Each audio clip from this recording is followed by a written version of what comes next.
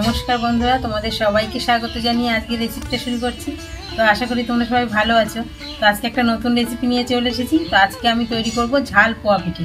পোয়া পিঠে তোমরা গুড় চিনি এগুলো দিয়ে তৈরি করেছো, কিন্তু এটা একদম ঝাল ঝাল করে তৈরি করবো, আর খেতে দারুণ সুস্বাদু এই রেসিপিটা। তো প্রথমেই দেখো এখানে কিছু উপকরণ নিয়ে নিয়েছি, একদম ঘরে থাকা কিছু উপকরণ, সেটা দিয়ে আমি পিঠেটা তৈরি করব। তোমরা পুরো ভিডিওটা দেখো, আশা করি রেসিপিটা তোমাদের ভীষণ ভালো লাগবে। তো প্রথমে আমি যে সবজিগুলো নিয়েছি, এখানে সামান্য কিছু সবজি নিয়েছি আর একটু মশলা আর চালের গুঁড়ো নিয়েছি, সেটা আমি আগে গুলিয়ে রেখে দেবো। তোমরা ভিডিওর সঙ্গে থাকো।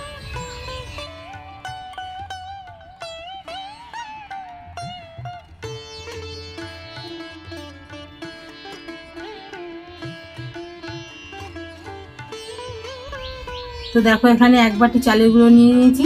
চালের গুঁড়োটা আমি ঢেলে নেবো একটা বড় পাত্রে। তো দেখো চালের গুঁড়োর মধ্যে এক বাটি সুজি দেবো।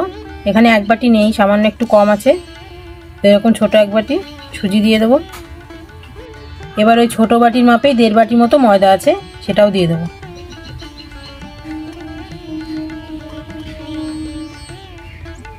তো দেখো এটুকুনি ময়দা আমি রেখে দিলাম, যদি গোলাটা একটু পাতলা হয়ে যায় তখন এটা ব্যবহার করব। এবার দেখো এর মধ্যে দিয়ে দেবো ধনেপাতা কুচি, একটু লঙ্কা কুচি, একটু আদা কুচি, গাজর কুচিয়ে নিয়েছি একদম ছোট একটা, আর এখানে মটরশুঁটি কুচি আছে, এগুলো সব দিয়ে দেবো।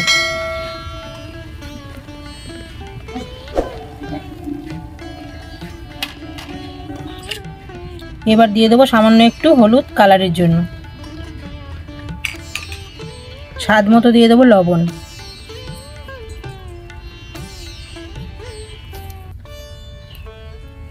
সামান্য একটুখানি চিলি ফ্লেক্স।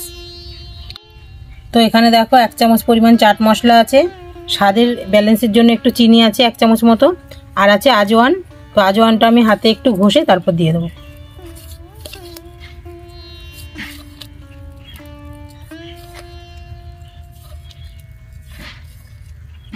তো দেখো আজওয়ানটা ঘষে নিয়েছি। ঘষে নিলে কি হয়, আজওয়ানের ফ্লেভারটা দারুণ আসে। তো এখন এগুলো সব দিয়ে দেবো। তো দেখো সব উপকরণগুলো আমি চালের গুঁড়ো সুজি আর ময়দার মধ্যে দিয়ে দিয়েছি। এবার ভালো করে মিশিয়ে নিয়ে জল দিয়ে আমি গোলাটা তৈরি করে নেব।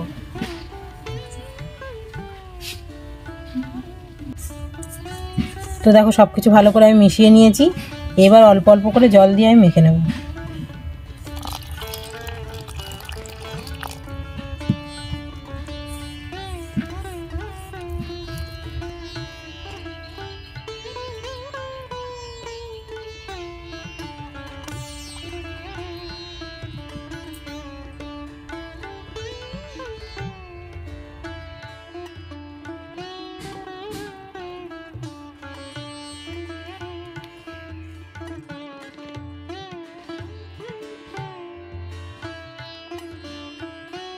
তো দেখো আমার পিঠের গোলাটা রেডি হয়ে গেছে।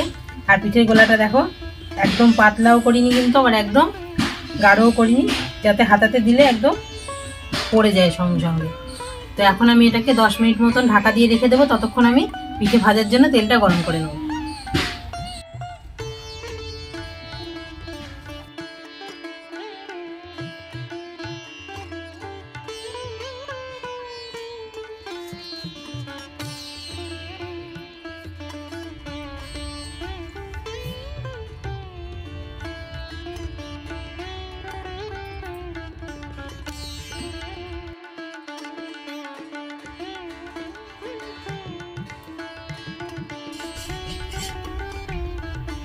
তো দেখো কড়াইয়ের তেলটা গরম হয়ে গেছে।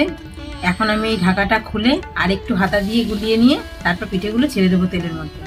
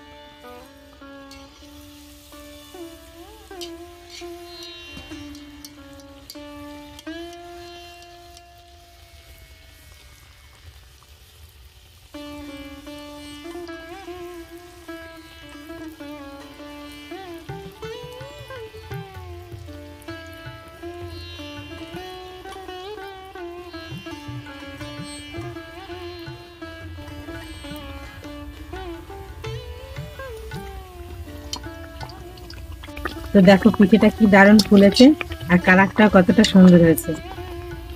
তো এরকম করে সব পিঠেগুলো আমি ভেজে নেব।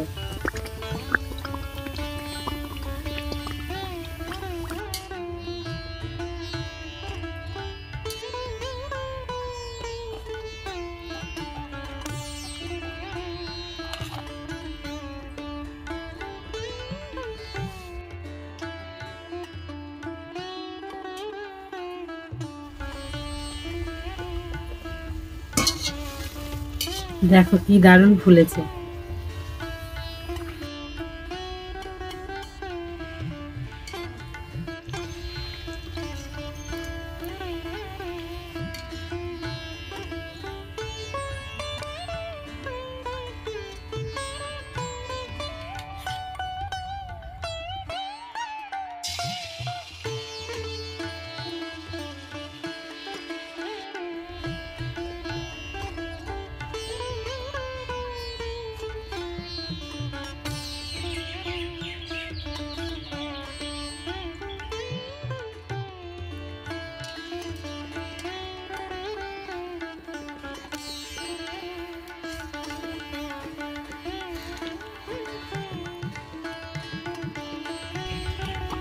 তো বন্ধুরা দেখো আমার পোয়া পিঠেগুলো সব ভাজা হয়ে গেছে আর পিঠেগুলো দেখো কতটা সুন্দর হয়েছে, কতটা ফুলেছে।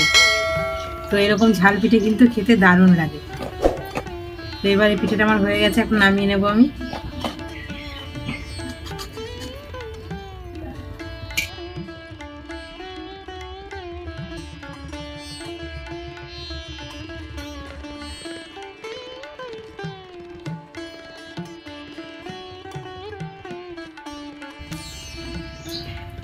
তো বন্ধুরা দেখলে তো একদম অতি সহজেই আমি ঝাল পোয়া পিঠেগুলো তৈরি করে ফেললাম। আর পিঠেগুলো দেখো দেখতে কতটা সুন্দর হয়েছে, পিঠেগুলো কত সুন্দর ফুলেছে। তো সাধারণত কিন্তু পোয়া পিঠে মিষ্টি দিয়েই সাধারণত সবাই তৈরি করে, তো আমি এটা ঝাল দিয়ে তৈরি করেছি। আর এটা দেখতে যেমন সুন্দর, খেতেও কিন্তু খুব টেস্টি। তো তোমরা একবার এই পিঠেটা বানিয়ে দেখো, আশা করি বাড়ির ছোট বড় সকলেই ভালো লাগবে। আর এটা যেহেতু নিরামিষ একটা রেসিপি, সকলেই খেতে পারবে। তো আমার এই চ্যানেলটিকে অবশ্যই তোমরা সাবস্ক্রাইব করে রেখো। আবার পরবর্তী নতুন ভিডিওতে তোমাদের সঙ্গে দেখা হচ্ছে বন্ধুরা। তোমরা সবাই ভালো থেকো, সুস্থ থেকো।